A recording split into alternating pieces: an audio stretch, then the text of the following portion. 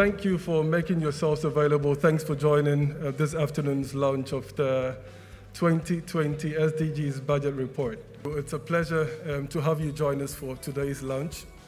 I understand that we have about 130 people join us online. It's great to have you for our virtual audience. For those that are seated in the auditorium as well, thank you so much for making the time to join us for the launch today.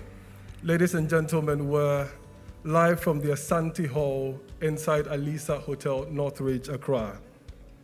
And today we are going to present to you the 2020 SDGs budget report.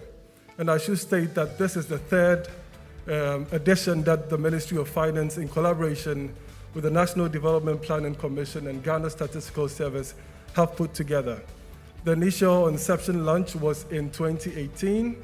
We did the same in 2019, and by the grace of God, in 2021, we're launching the 2020 report. All dignitaries joining us today, you're very welcome. I understand we have a very wide array of, people joining us from the private sector, from diplomatic circles, from the media, from entrepreneurs. We're happy to have you join us this afternoon. We want to kickstart the event today with an opening prayer, and I've been tasked by the organizers to do that. So if we could kindly bow our heads, let's share a word of prayer to officially start the program. Thank you. Father, we're grateful for the gift of life. We thank you for the grace that has brought us into this auditorium this afternoon. We're praying for your guidance. We're praying for your spirit. We're praying for every activity that we're going to have here to move smoothly. Whatever presentations are going to come up, we're praying that by your grace, it shall be impactful, and in the end of the day, or at the end of the day, we shall be careful to give you the praise and the honor. We thank you. In Jesus' name we pray. Amen. Okay, so these are rather strange times. I'm smiling, but I'm not sure any of you noticed that I'm smiling. Okay, and that is how grievous the COVID-19 pandemic has been. And a friend mentioned that, these days when people take off their masks, they get disappointed. I'm like, why do you get disappointed? But that's how far or deep-seated the pandemic has affected society. On the back of that, the Ministry of Finance, again, as I stated, in collaboration with the National Development Planning Commission, NDPC, and the Ghana Statistical Service, have put together this wonderful document that essentially helps us to understand how government is prioritizing its spending. Essentially, are we allocating enough and the right resources to the sectors of the economy to propel our growth? Are we even releasing this funding to the sectors to allow them deploy initiatives, programs that they need to help accelerate our economic growth? And more importantly, how are we tracking these to ensure that we're achieving Agenda 2020, the 17 Sustainable Development Goals? So that is the conversation we're going to have this afternoon. And let me state that the Honorable Finance Minister couldn't join us this afternoon, but he gladly put together a video to welcome us for this event today. So without much ado, if the technical team is ready, shall we play the address from the Minister for Finance? Greetings, ladies and gentlemen, and welcome once again to the launch and presentation of the 2020 SDG Budget Report. It is a privilege and an honor to be with you again to account for Ghana's stewardship of the SDGs and the safeguarding of our people and planet, and the promotion of partnerships, prosperity, and peace. With less than 9 years to 2030, the deadline for realizing the Sustainable Development Goals, the Government of Ghana concurs with the United Nations on the need for accelerated action to enable us to realize these ambitious yet critical objectives that we have set for ourselves in the Sustainable Development Goals. The pandemic has exacerbated the challenges of achieving the global and country-level SDG goals, but we cannot despair.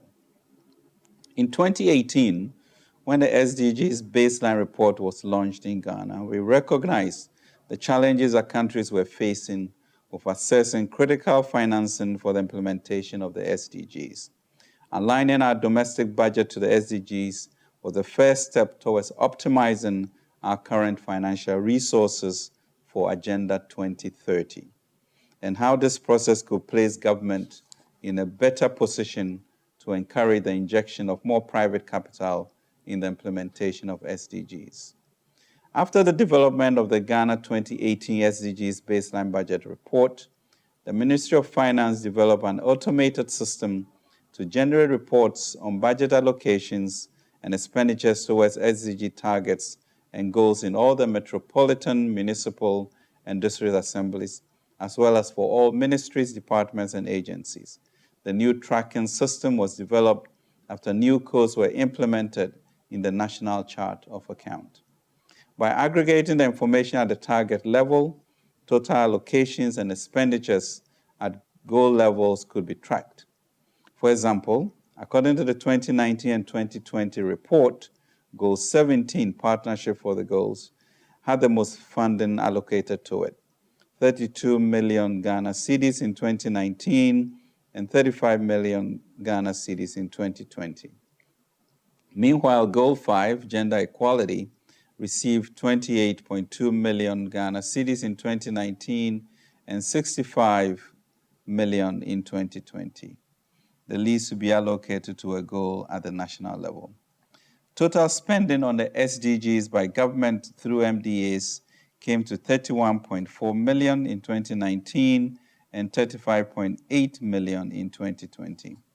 And ranking by regions also revealed that in both years, Greater Accra, Ashanti region, Northern region, and Eastern region were among the regions to receive the most funds for the SDGs. Having the opportunity to view our spending on the SDGs in such an organized, transparent manner annually enables government, private sector, development partners, and our civil society partners to engage in a more constructive manner when it comes to the financing of the Sustainable Development Goals. The SDGs budgeting information, one, provides both private sector and multilateral development partners the opportunity to determine which goals require more attention, or the MDAs and MMDAs that require financial or technical assistance in working towards the achievement of these goals. Two, it also provides the government the opportunity to adjust its allocations to ensure the equitable distribution of resources across MDAs and MMDAs. And three, provides insight into resource distribution at the local level, such as which assemblies are receiving the most or least in funding towards the implementation of the SDGs locally. Since the launch of the baseline report, we have published two more reports, with the 2020 SDG report, budget report being the most recent. We all know that in 2020, the devastating effects of COVID-19 pandemic set us back significantly in the progress we had made towards the SDGs. At the time when Ghana was reporting its progress during the UN's Voluntary National Review in 2019, we reported progress in the following areas: economic growth, education and job creation. Since the world got ravaged by COVID-19 pandemic, those same areas have reported the following deterioration: decline in GDP growth from a projected 6.8% to 0.4%, increasing inequality in access to education and job losses, especially in the hospitality sector. In 2021, we recognize that the pandemic is not a passing frigate, but at least a 3-year ice age, and that the full impact of the pandemic on our populations, our societies, and our economies is not over. But we must remain hopeful and work with data that's Ghana's tracking system. For the first time in 25 years, African economies are in recession, with rising deficits, soaring expenditures in response to the pressing needs of the crisis, and plummeting revenues. The pandemic now threatens to push an estimated 39 million Africans into extreme poverty. A lost decade stares us in the face.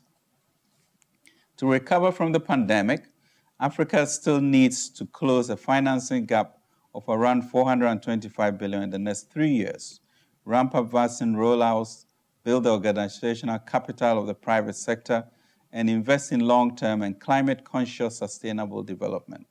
Urgent investments in sustainable and technology-enhanced agriculture, renewable energy and transport, digitalization, biodiversity, and human capital development are an absolute necessity for our recovery. So we can no longer talk about the decade of action without talking about the impact of COVID-19 and the need to ensure that we recalibrate our economies to leapfrog towards the agreed deadline. As at the end of 2019, before the COVID-19 pandemic, the SDGs financing gap in developing countries stood at $2.5 trillion US. And about 10 months into the pandemic, the financing gap had widened by 70%, according to the OECD, and stood at $4.2 trillion US. It is for this reason that the government of Ghana launched the Ghana 100 Billion Ghana Cares or Batampa program, a COVID-19 alleviation and revitalization program intended to jumpstart the Ghanaian economy through industrialization, digitalization, and enterprise development, whilst working with the private sector to inject more private capital into the economy. Government will also be taking this opportunity to accelerate our transition to a low-carbon economy by collaborating with the private sector to re-energize and re-engineer our activities and programs to ensure that we exploit the opportunities in low-carbon growth. Our ambitious 100 billion Ghana Cares program outlines various policy initiatives that align national incentives towards accelerating our recovery and structural transformation. Under the Phase 1 stabilization phase, the government spent about 8.1 billion, 15.1% of domestic revenue, to preserve livelihoods. Phase 2, revitalization and transformation, 2021 to 2023, has a strong focus on industrialization, intra-Africa trade, and digitalization. These focal areas will drive the economic recovery plan over the next 3 years and provide the fiscal stimulus for economic revitalization to build back better and greener. As a result, we expect to record average GDP growth of 5% over the medium term. The government has, as part of the recovery program, launched and operationalized the 750 million coronavirus alleviation program business support scheme, CAPBAS, to mitigate the impact of the pandemic on several micro, small, and medium-sized enterprises. This was done through the National Board for Small-Scale Industries, which collaborated with over 80 business associations and key participating financial institutions to facilitate timely disbursement of the funds. As of December 2020, about 412 million Ghana cedis had been disbursed to support 277,511 businesses, of which 69% were female-owned. The scheme has saved over 650,000 MSME jobs and enhanced financial inclusion, since close to 60% of beneficiaries secured new bank accounts for participating in the scheme. The policy and regulatory measures rolled out by the Bank of Ghana during the pandemic included a provision of 7 billion cedis worth of support to borrowers between March and June 2020. This enhanced liquidity in the banking sector, preserved capital buffers, and offered relief to customers. These measures also enabled banks and specialized deposit-taking institutions to provide support to critical sectors of the economy to mitigate the crippling effects of the pandemic. In order to accelerate action towards Agenda 2030, our approach towards financing for development needs to be revolutionary. The integrated national financing frameworks introduced by the United Nations is one of the innovative initiatives that map the landscape for financing sustainable development at country level and lay out a financing strategy to implement targeted policies and reforms in order to achieve the SDGs. Ghana's fiscal decentralization drive and the changing development finance landscape informed our decision to adopt a bottom-up approach to deliver on the INFF and thus Ghana has developed its own integrated assembly financing framework to operationalize the INFF. We are proud of the progress we have made with this initiative, particularly as regards the pilots being run in the 5 selected assemblies. The assembly-led financing frameworks are expected to provide opportunities that will bring current financing sources together for better alignment with the planning and financing. Also, the IAFFs identify new and innovative financing solutions reflective of the district-level comprehensive financing strategy. Additionally, the IAFF will support government efforts for transformation at the local assembly level through initiatives such as the One District, One Factory, One Village, One Dam, and Planting for Food and Jobs, among others. Moving forward, the IAFFs will be instrumental in delivering the Ghana Cares program at the assembly level. With our goal to deliver Ghana cedis 100 billion in 3 years, we see the strengthened capacity of the assemblies and the advancements of initiatives such as the Diaspora Fund, the SDGs Investors Maps, and the SDG Investment Fair as great opportunities to mobilize both public and private funds and investments for development at the local level. In conclusion, the Ministry of Finance will continue to work with the Ghana Statistical Service and the National Development Planning Commission to consolidate the data necessary for providing a more comprehensive view of, 1, the resources available to the government side for financing the SDGs, 2, how much our development partners have contributed, and 3, the opportunities available for private sector financing at the various levels of governments, national, regional, and district levels.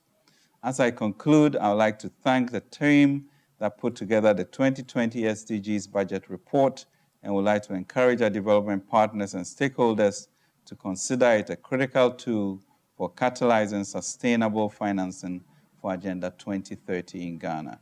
On this note, it is my privilege to declare the 2020 SDGs budget report duly launched. God bless our homeland, Ghana. Hello. Ladies and gentlemen, can we put our hands together one more time for the launch of such a great report that reflects, I guess, Ghana's journey towards achieving the Sustainable Development Goals. We're going to get into the technical details of the report in a bit, but before we do that, I understand copies of the report will be going around in a bit, so please be at ease. You're going to get copies of the report. Before we get into the technical details, I want to recognize some distinguished men and women who have joined us this afternoon for this event. Starting with Mrs. Angela Lusigi. She happens to be the UNDP resident representative. Can we put our hands together for her if she's here? Yes, madam, you're welcome. Again, we want to recognize Mr. Frederick Mugisha, the economic advisor at UNDP. If he's here, can we have him wave? Yes. You're very welcome, sir. And Dr. Felix Adoyobo, he is the Director of Policy Planning at NDPC. Shall we put our hands together for him as well? Thank you all very much. So again, let me recognize the over 150 virtual audience joining us for this afternoon's launch. We're grateful that we were able to do that.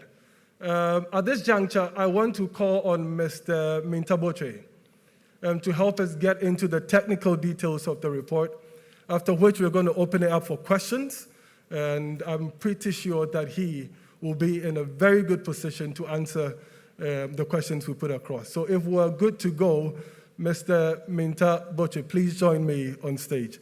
Shall we put our hands together for him as well? Good afternoon, everyone. It's great to be here to talk about the SDG report. It's been a bit challenging from the beginning with the baseline report. So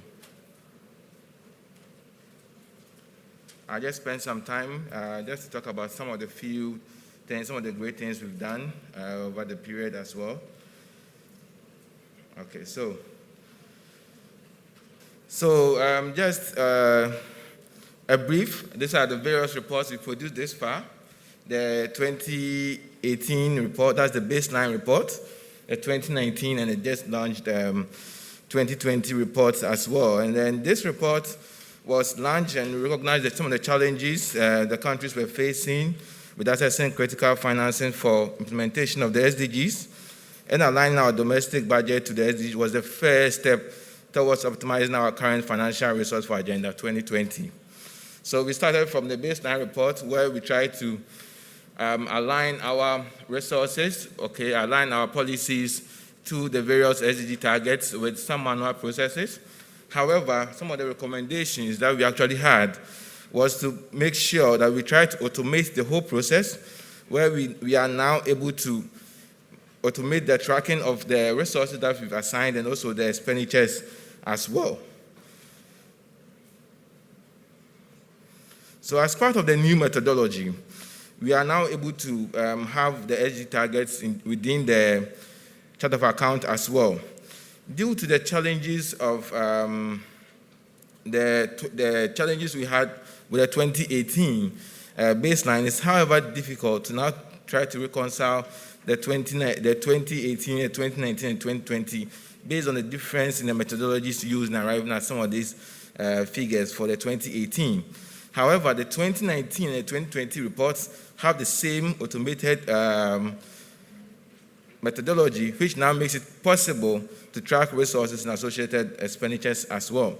So here we've been able to link our policies, our national policies, to the various SDG targets as we have them as well. And then we are now able to track them within the national budget as well. And this is done across all levels of government, from the national, that's the ministries, to the various municipal, the metro, municipal, district assemblies as well. I'll spend some time to actually look in some of the figures that we have in relation to the 2020 budget allocations as well.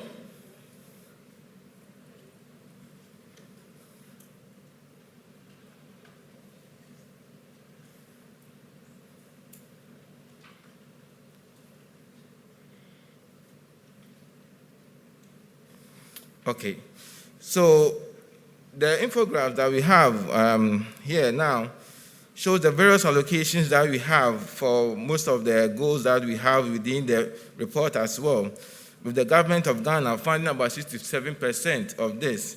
The other on the right actually also shows the resource split by goals as identified in the infograph, where you notice that for goal 17, as I iterated before, you notice that we have a huge funding of that from the government of Ghana as well. On Goal 1, we see some of our partners also trying to support us, especially on Goal 2 as well. Now, by this report, we're able to identify the resource mix also for all the allocations that we make towards some of these goals and track them accordingly as well.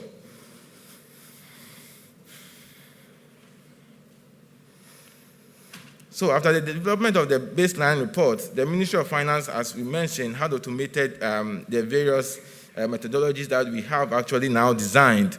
And I would take the pleasure to say it's one of the finest now. Most countries now are trying to do a similar, use a similar methodology to track their resources in line with the SDGs. We used to have other countries like Mexico and others try to do something similar, but I think Ghana is now leading when it comes to this methodology as well. By this new methodology, we are able to track the various resource allocation trends from 2019 to 2020 as well.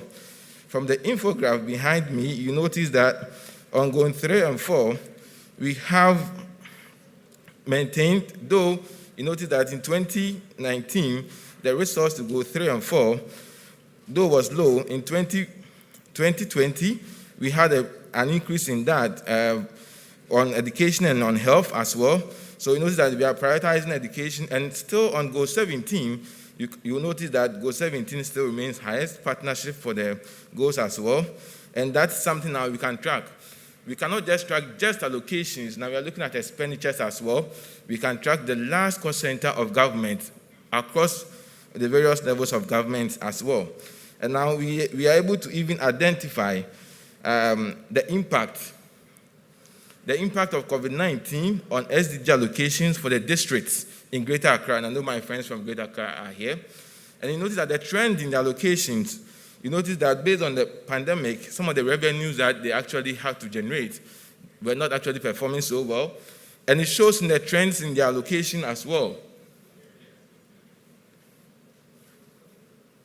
So you notice that from 2019, in blue, you notice that the allocations that they had for 2019 actually is higher than that of 2020. But then you notice that they are allocating the resource trend allocation is almost same in the area of Goal 4, that is quality education, Goal 3, and that is good health and well-being.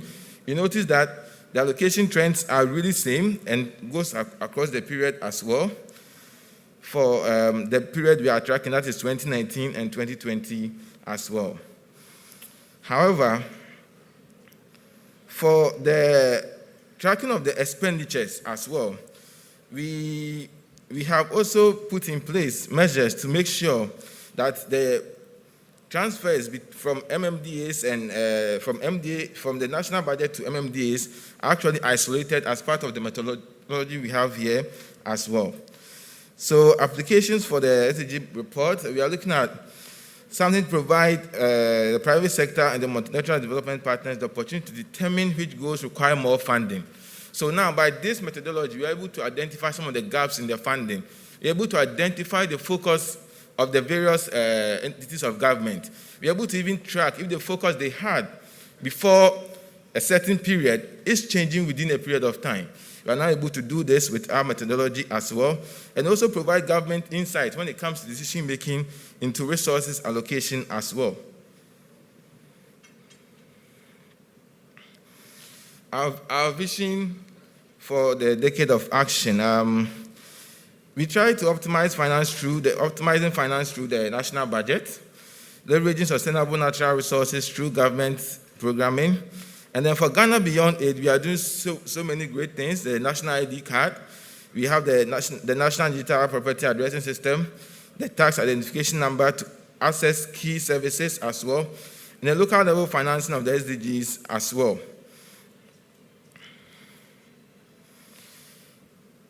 When it comes to some of the programs government is actually implementing, when it comes to the CARES and Obatampa program, the allocation trends for 2019 and 2020 for some of the programs we've actually outlined, and Ghana Beyond Aid also, you notice that government, DOG, is actually spending all the key resources coming from government in that regard. You notice that some of our DPs are also supporting, but then in the middle, you notice that government is taking a center stage and is actually allocating more resources in the implementation of all these goals in line with Ghana Beyond Aid as well.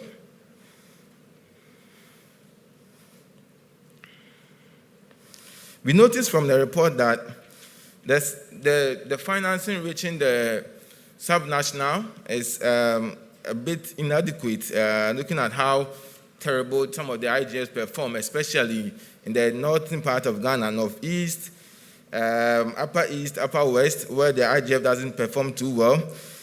We also noticed that apart from the transfers from the center to them, if they don't really get some of these transfers, then nothing is actually happening in those areas as well. And budget accountability requires that government to also combine financial and non-financial information in the budget documentation and also be able to track some of this over a period of time using some of the methodologies designed here to actually improve that as well. The challenges in the context of tracking financing of SDGs by private sectors, especially as government works towards establishing the SDG financing gaps as well. Thank you very much for your attention.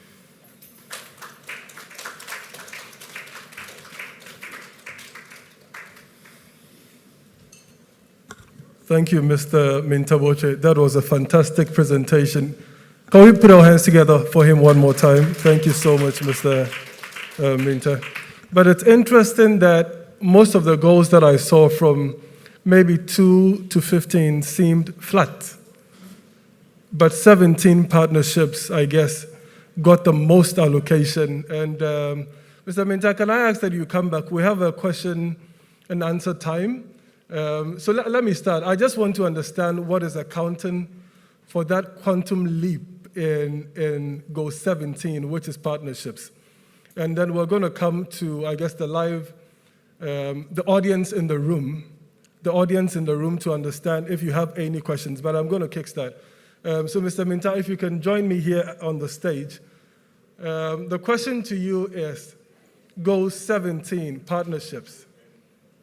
There was a major leap.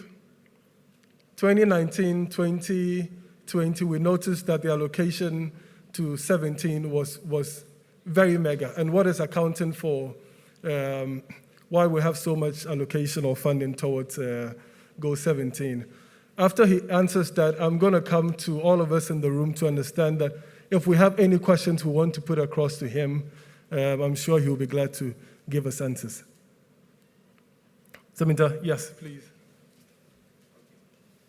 So just to answer your question, Goal 17 is an interesting one. It looks at financing, it looks at strengthening domestic resource mobilization, and then again, it looks at technology. So most of the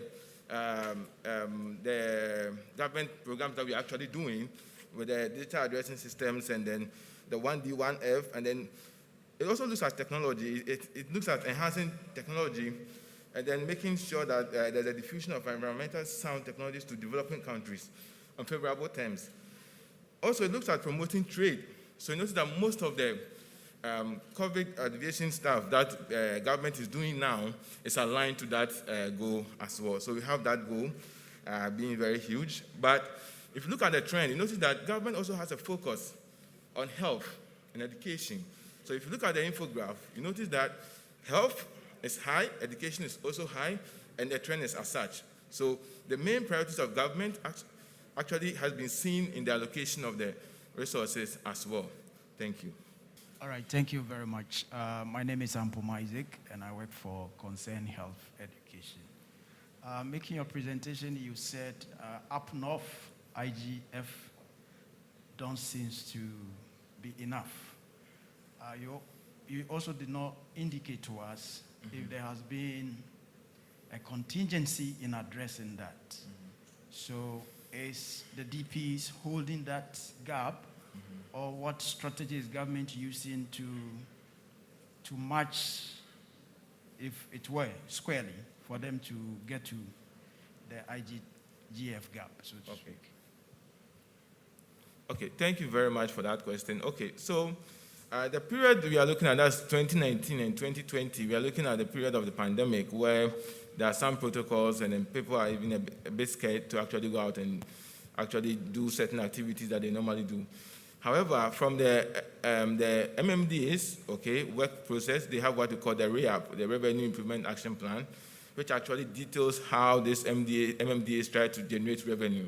So as part of their process, they identify some of these processes to do that. However, sometimes there's a need for a bit of education as to why some of this revenue helped assembly.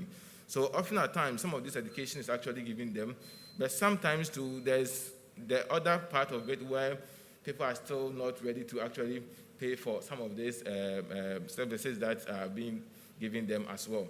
But then, often at times too, when it comes to our development partners, we need to be able to identify, like the report now tries to do, identify some funding gaps or identify some challenges in line with our policies as a government. Then you can invite some of these DPs to now support you in those areas as well. Thank you.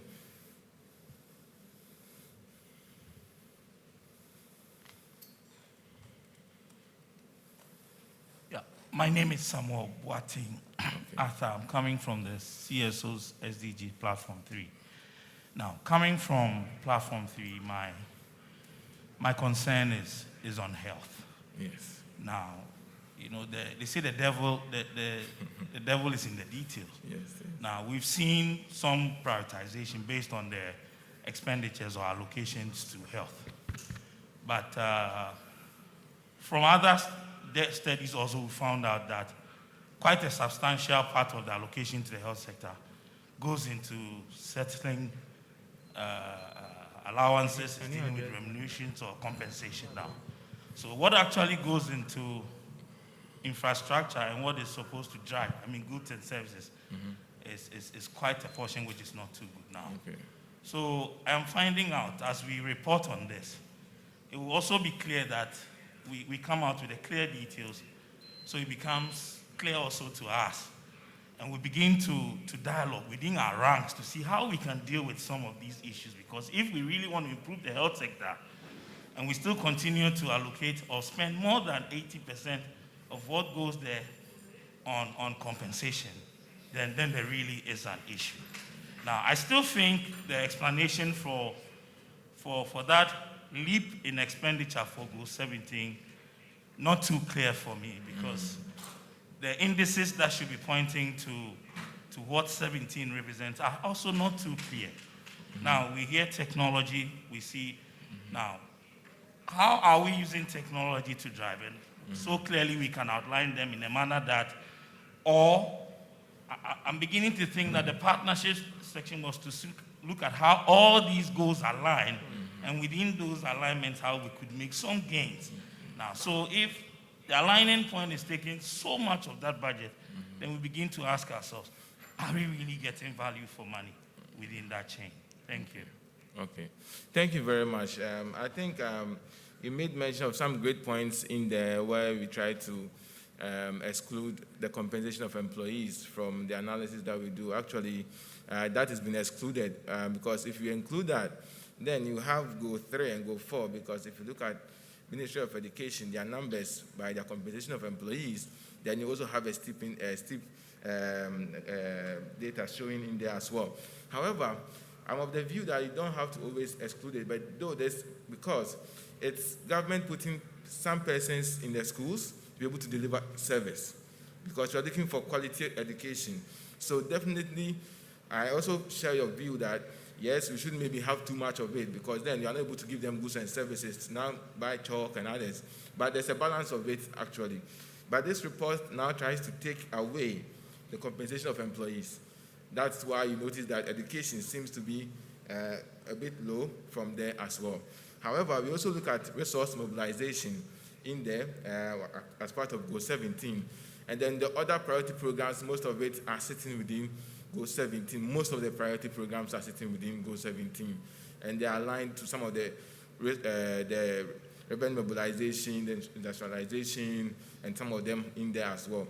Maybe in another session, and I'll urge you to now pick the report and read, because in the report you see some of the finer details that we are trying to talk about from here as well. Okay, thank you. All right, thank you, Mr. Minta. We have another question, I think, to my right. Oh, there's one here, yes. Sir, if you could please kindly stand. I think the cameras want to capture you, so please stand and then, yes, ask your question, please. My name is Kojo Peterson. I'm related to SDG 3 sub-platform.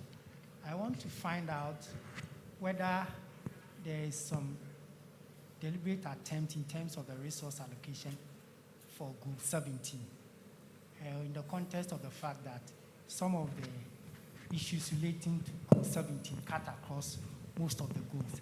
And secondly, in terms of international practice and recommendations, our budgetary allocation properly aligned in terms of what is expected of us as a country. For instance, if we are supposed to allocate a certain amount of your budget towards SDGs, are we close to those target international standards, or we are far away from that? And to what extent do you envisage COVID will throw all this out of G?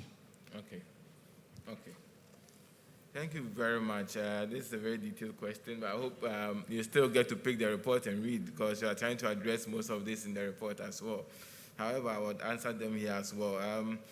In relating to international standards, our chart of accounts, okay, is one of the most detailed you ever have in the world. I tell you that our chart of accounts is so detailed that every other transaction can be tracked to the last cost center within the country as well. Unlike a country like Benin, where the national and then the sub-national are disjoint, you cannot even track resources from the national to the subnational. Ghana's response to that, we have the classification of the functions of government, which looks at the socio-economic purpose for which entities are established, okay? So we have most of these parameters within our chart of account as well. So when it comes to that, I'll say yes.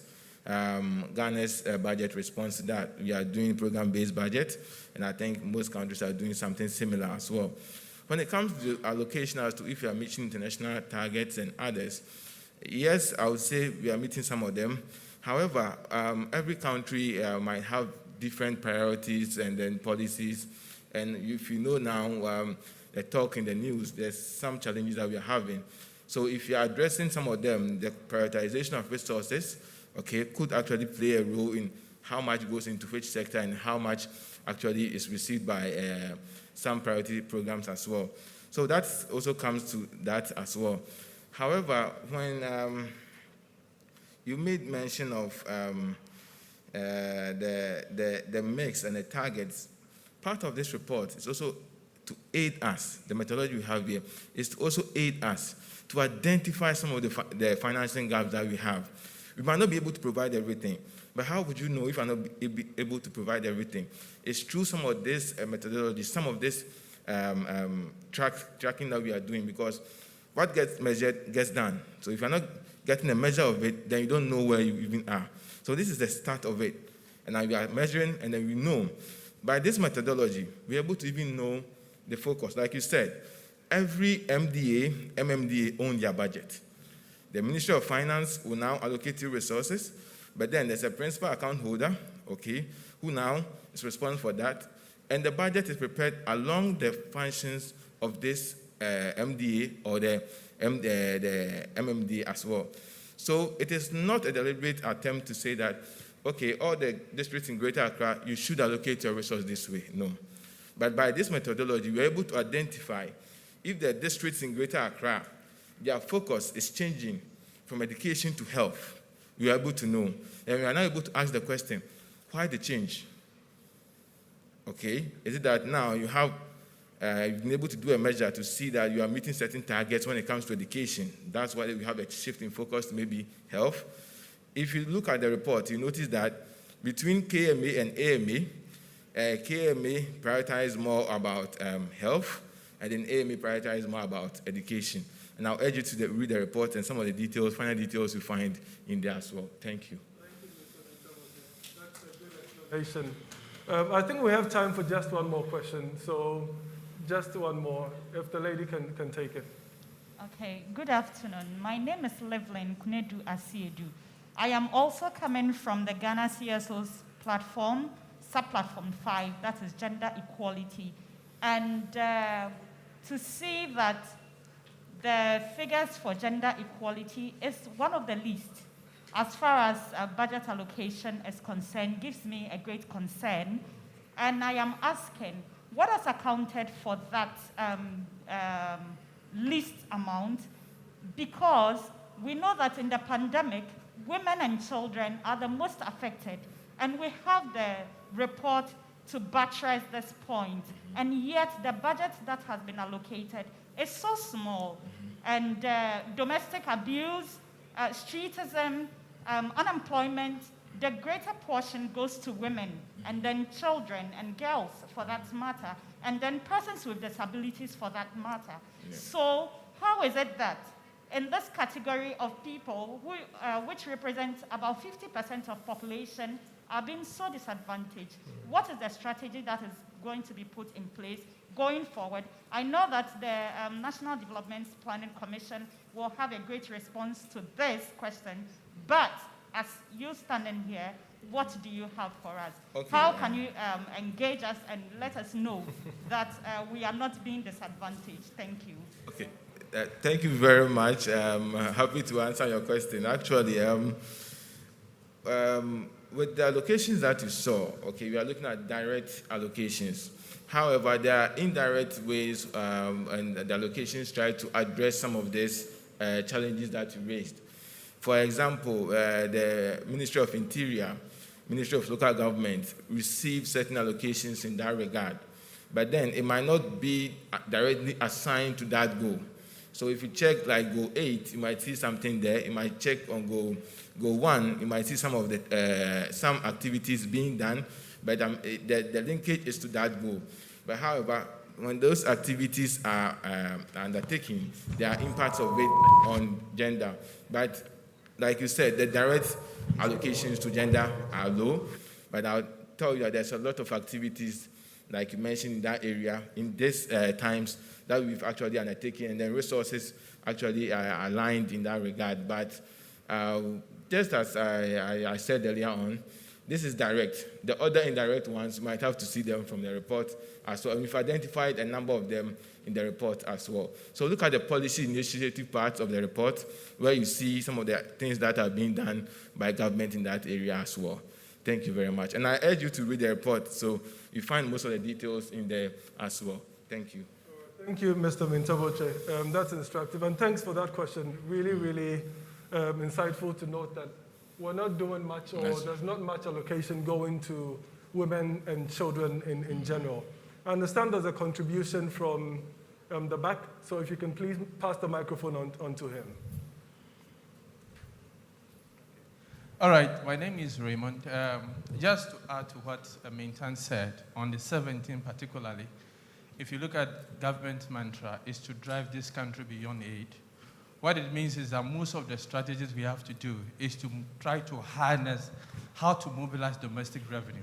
And therefore, strategies in terms of making sure that GRA is able to implement systems that can minimize human intervention in terms of tax collection, and minimizing also how the usage of the IGF at the various institutional level is very important. That is why you see much resources going on to the 17th. Besides that, if you look at, I think one of the questionnaires also questioned or expressed concern about the 17th, the health sector allocation. You see, if you look at the government agenda, especially for the 2021 budget statement, there is something on Agenda 111, that is a focus on health service delivery in terms of how do we improve on the health infrastructure, particularly in times like this. So maybe going forward, you'll be seeing much allocation going into those directions. But they say the sweetness of the pudding is in the eating. So the report is there. If you look at the report, you'll see much more details in the various strategies outlined to make sure that at least the various sectors allocated in terms of the SDGs are actually gradually targeted and achieved as we gradually get to the 2030 as the end of the SDGs.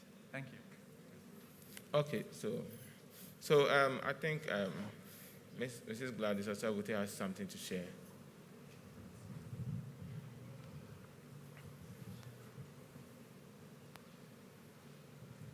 Thank you very much, moderator, and thank you, Mr. Mintaboche, for that wonderful presentation. Just a quick clarification on the Goal 17 and what goes into it.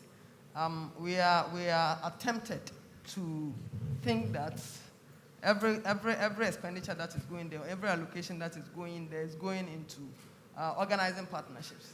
But the Goal 17 stands for partnerships and the means of implementation.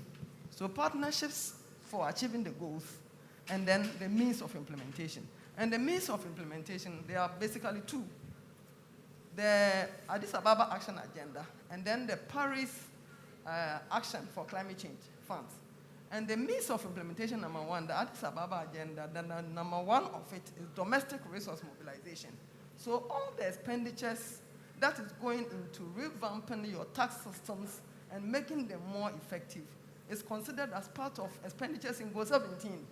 So when somebody says domestic resource mobilization, everything that government is doing, the private sector is doing to make sure that we mobilize enough resources domestically is an expenditure that is charged to Goal 17, because Goal 17 is looking at partnerships for the goals and then the means of implementation. And when you read the report, you will see it. So I don't want us to leave here to think that even though we are talking about Ghana Beyond Aid and other things being self-sufficient, we are putting money rather into partnerships. The funds that are going there, yes, we are looking at partnerships, private sector partnerships, CSO partnerships, but government is also looking at all the areas that it can do, whatever it can do to really increase domestic resource mobilization. Thank you very much. Okay.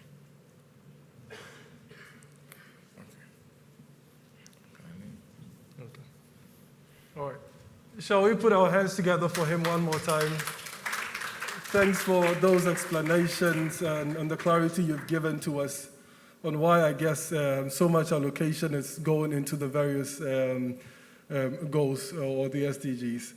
At this point, we want to welcome our partners to give some contributions. As I mentioned earlier, the 2020 SDGs budget report has been prepared by the Ministry of Finance in collaboration with the National Development Planning Commission and Ghana Statistical Service. And so we have Dr. Felix Adoyobo, if I'm not mistaken, to contribute for this afternoon's event. Let's put our hands together one more time for him.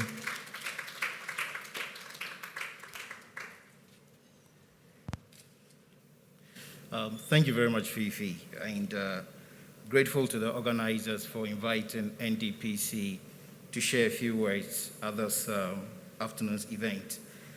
I do recognize Mrs. Gladys Osabote, the head of the UN Systems, Minister of Finance, and the UNDP resident representative, Dr. Angela Luzigi.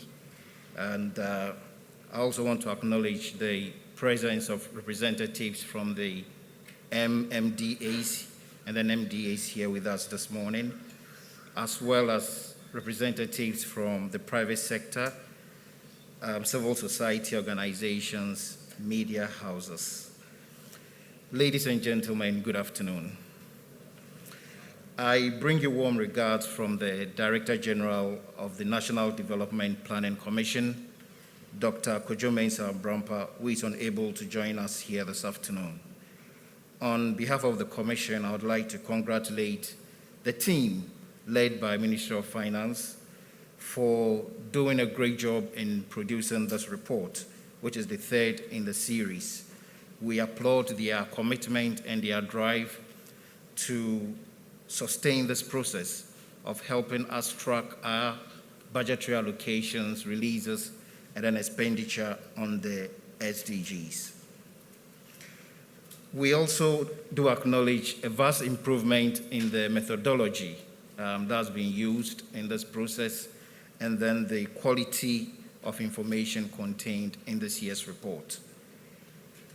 With about 9 years left to reach the horizon year for the 2030 Agenda for Sustainable Development, NDPC believes that this expenditure tracking tool assumes even more greater importance as we drive to achieve the SDG goals and address the critical challenges facing humanity and then the planet. Firstly, we acknowledge that the tool provides a means of demonstrating government commitments to the SDGs. And as you saw in the presentations, a great chunk of the expenditure on SDGs is from the government of Ghana. So as they put it, you put your money where your mouth is. And it's a fair reflection of government commitments to the SDGs. And the report also provides trends in expenditure in critical development areas, some of which were the basis of discussions during the question and answer times, highlighting the expenditure to Goal 17 and also health and education. And looking critically at the results, it helps us assess the alignment between the funding priorities and then development priorities, which is linking the plan to the budget, which is a critical thing that we need to pursue. And I want to applaud the collaboration between Ministry of Finance and NDPC to help bridge that gap between development planning priorities and then funding priorities. The report has helped identify areas that are underfunded and has therefore triggered action to correct some of these, which were also discussed in this meeting. And I'm pretty sure that going forward, we'll see improved allocations to SDG 5 and address the gender issues. The report has also provided us a basis for assessing the effectiveness of development programs and then budgets. So if we put a lot more money in an area, we expect to see a lot more progress in that area. So comparing the budgetary allocations and expenditure to actual progress in implementation, it helps us identify areas where our programming and our projects are effective and areas where we are not being effective and maybe, for lack of a better word, being wasteful, so that we improve on efficiency and make sure that the little resources we have can take us far and make significant progress in the SDGs.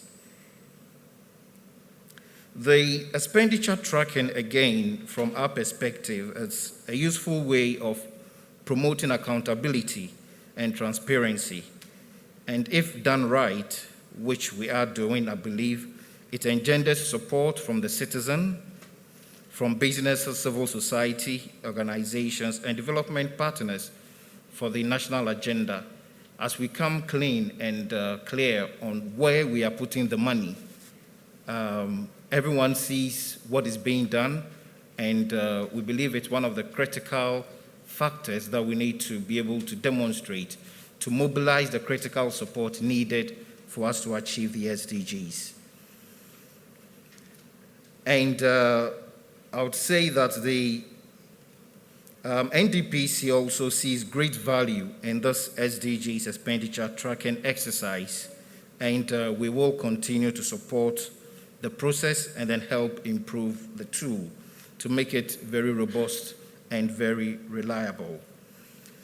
We are all too aware of the challenges in generating reliable data for evidence-based decision-making, and we therefore call for strategic partnership and collaboration among all stakeholders to help build robust data systems and information management systems at all levels to boost the demand for data and champion evidence-based decision-making, so that we move away from the situation where if a government official retires and leaves with his laptop, then we lose all the data.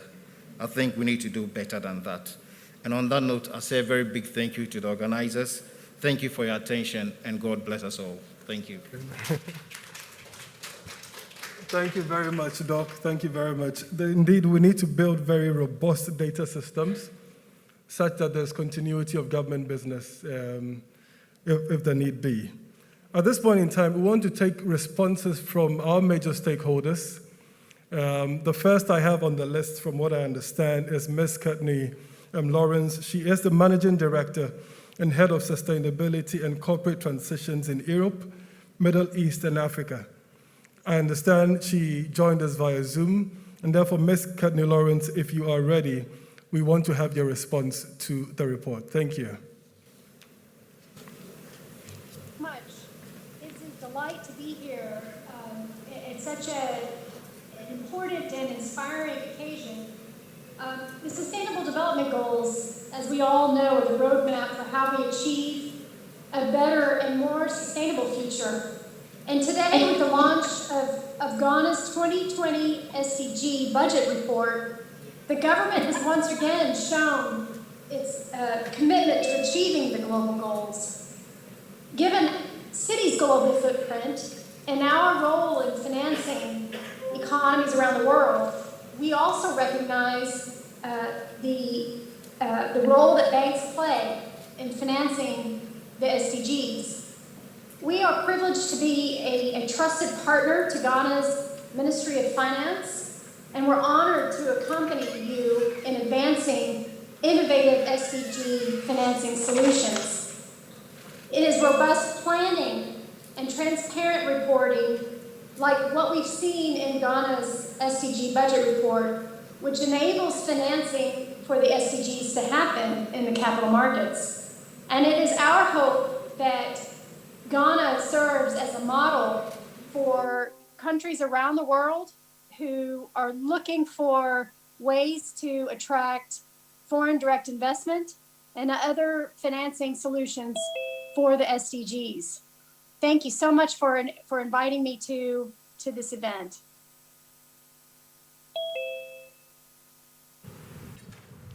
Thank you very much, Ms. Courtney Lawrence.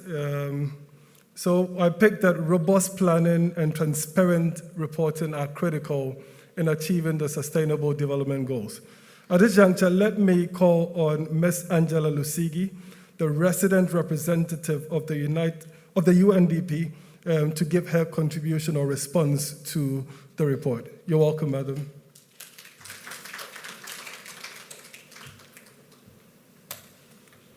Thank you, Kofi. Okay, that's better. Honorable Minister of Finance, ably represented here by senior representatives from the Ministry of Finance, Mrs. Gladys Asabute, representatives of NDPC and GSS, as well as the representatives from the MMDA sectors who contributed to this report, the civil society, media here present, development partners, ladies and gentlemen, allow me to stand on the protocols observed. Good afternoon. Let me join in congratulating the government of Ghana for the continued leadership in the 2030 Agenda for Sustainable Development. I also want to thank the team that put together this SDG budget report. And let me explain at least 3 ways that I think that this report is groundbreaking and speaks to the future of development in Ghana. First, like many have said, I see this report as a demonstration of Government of Ghana's continued commitment to the SDGs. In addition to signing the 2030 Agenda for Sustainable Development, the government has continued to invest and track its investments in the 2030 Agenda. In this process, as was explained, you have redesigned the budget system to enable tracking of all the investments on the SDGs. And it gives us all, as development partners, an opportunity to understand the investment in each of the 17 goals, and it also helps us to identify the gaps and the opportunities for action. And the fact that you have done this for sectors and assemblies gives us all more room to engage effectively across the board. Second, I see this report as a demonstration of good practice. I have studied the report, and one of the things that comes out is how it is possible to estimate the share of investment on each of the 5 Ps that make up the SDGs. That is people, prosperity, planet, peace, and partnership. You'll recall that in the process of the 2030 Agenda negotiations, Ghana and other member states of the United Nations, with strong leadership around the common position on the post-2015 agenda by African countries, made your intentions very clear. For the people, you were determined to see an end to poverty and hunger. For the planet, you were determined to protect the planet from degradation. For prosperity, you were determined to ensure that all human beings can enjoy prosperous and fulfilling lives. For peace, you are determined to foster peaceful, just, and inclusive societies which are free from fear and violence. And for partnership, you were determined to mobilize the means that are required to implement this agenda. By focusing our attention on the 5 Ps, this report sets a challenge and also invites us as players and partners to step up our efforts to invest in development. Our collective goal is to advance the 2030 Agenda and accelerate progress on all the SDGs during this last decade of action, particularly as the world seeks to recover from COVID-19 by promoting green, resilient, and equitable recovery. Third, I just want to give assurance of UNDP's continued partnership in this endeavor. As you may be aware, UNDP has been assigned to play the role of an SDG integrator globally and also in Ghana. This means that we will continue to work with the government, our fellow UN agencies, communities, and all partners to ensure that the impact of our collective efforts is more than just the sum of our individual efforts in delivering the SDGs. Our support to initiatives such as the development of this report, which is integrative in nature, gives us the opportunity to play this role. We are open to continued partnership to get the most out of this report and subsequent reports. This is particularly important as we seek to contribute more to national priorities and the government's own COVID recovery efforts in order to get us back on track to the SDGs during this last decade of action. And I believe that communication is very important. we'd like to work together with our colleagues in the media to highlight the lessons learned from Ghana's leadership in this exercise so that the public and the rest of the world can learn from this good practice.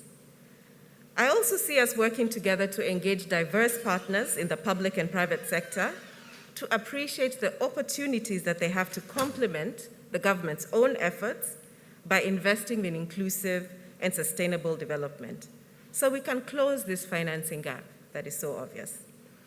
And finally, I see us engaging with metropolitan, municipal, and district assemblies in translating these findings in their own recovery plans and integrated financing frameworks. This is critical given the focus of the government to enable local economies to transform themselves. Once again, I thank you, and I do appreciate the opportunity you continue to give us to support Ghana's development aspirations. Congratulations once again, and thank you for your kind attention.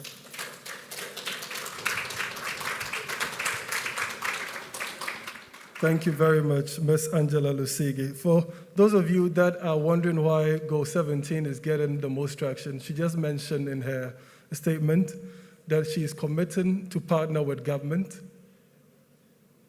She said that clearly, and that is the reason why UNDP to other DPs are partnering with government, and it's the reason why we're seeing a lot of traction on Goal 17. And again, from what I picked, you mentioned that the report is a demonstration of government's commitment towards the SDGs. Great one there. Shall we put our hands together one more time for her? Thank you so much. At this juncture, let me call on Mr. George Osei Bimpe. He is the country director for Send Ghana for his response to the report, if he is here with us. Okay, so I get the sense he's joining online. Okay, great. So Mr. George Osei Bimpe, the country director for Send Ghana, the floor is yours. Thank you, moderator.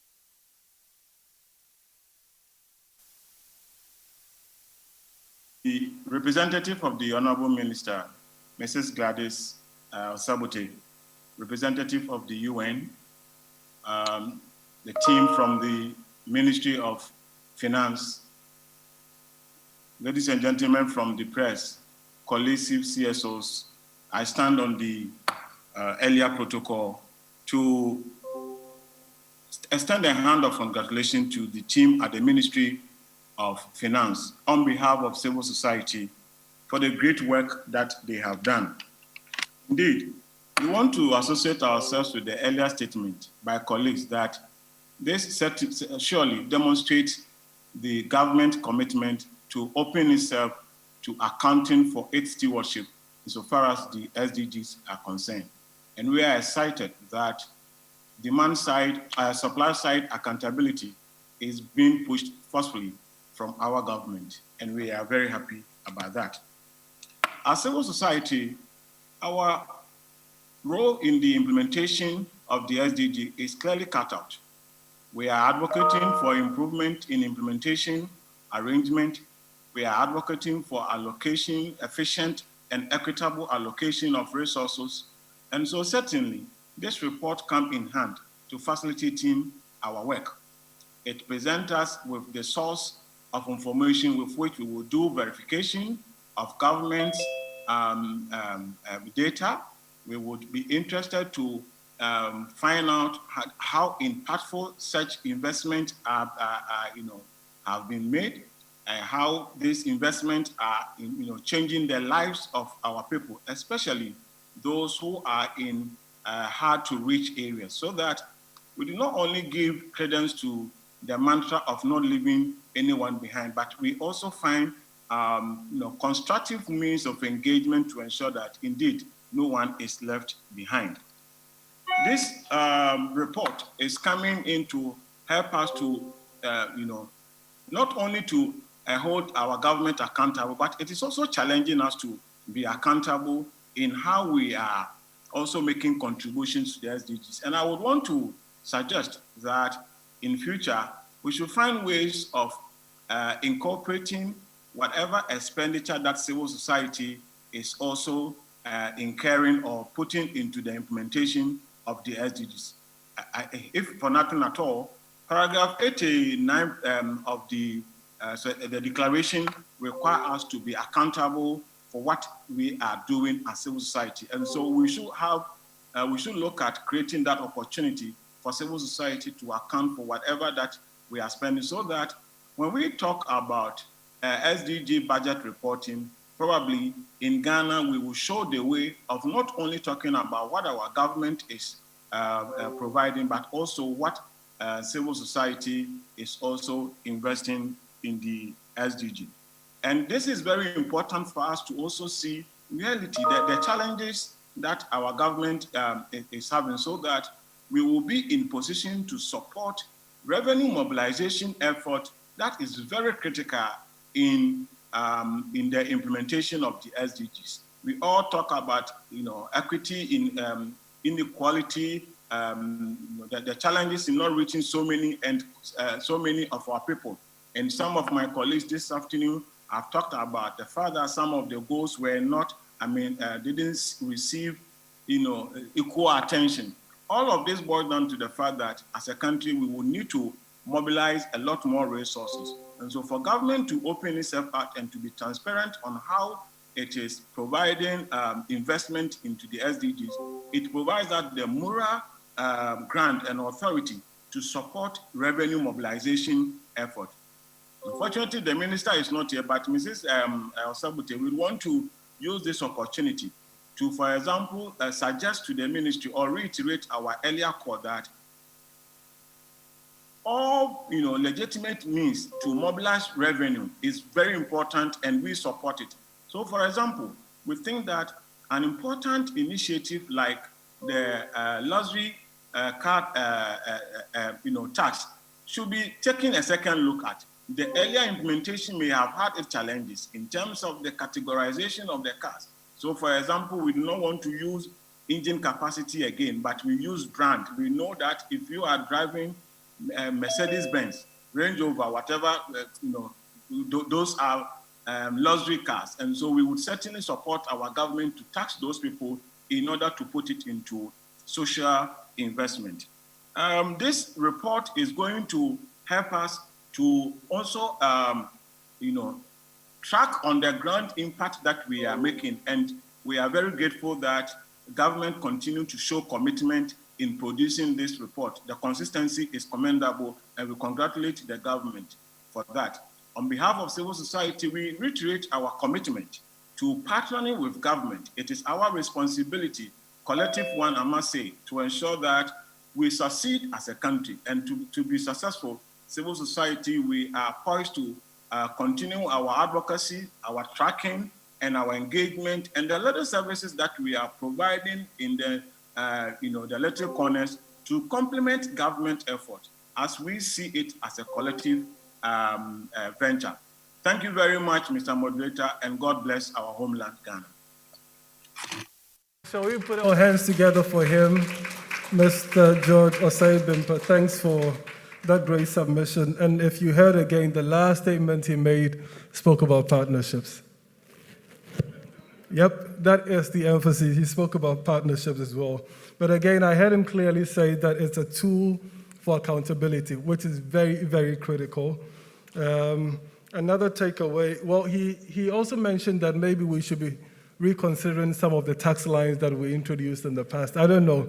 There was an uproar, I hear, when he stated that. Maybe it's worth considering. We will look into that. Okay, it's been an eventful afternoon, I should say. And I'm going to get off the stage as I invite Mrs. Gladys Osabute to give us the closing remarks. As well, thanks to the online audience. Thanks for joining us for the lunch. And for those that were able to join us in this auditorium as well, thank you so much. At this juncture, let me hand over to Mrs. Osabute to give us the closing remarks.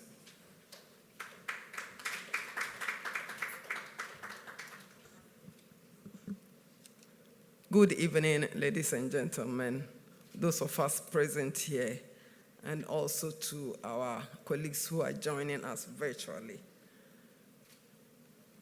Senior members of government, our able supported development partners led by our best friend UNDP. We don't know what we would have done without you. Our CSO partners, MMDAs, you are here in your numbers. NDPC, GSS, every institution that has really held our hand to bring us thus far. We cannot mention every single one's name, but you know yourselves. So even before I give my closing remarks, let me express our appreciation. Everybody is mentioning Ministry of Finance, Ministry of Finance. Yes, Ministry of Finance just did its job by leading the process, but you were really the people who did the work under our supervision. So let's put our hands together for ourselves. The MDAs, the MMDAs, our development partners, and our chief collaborators. Two things have come up clearly this afternoon.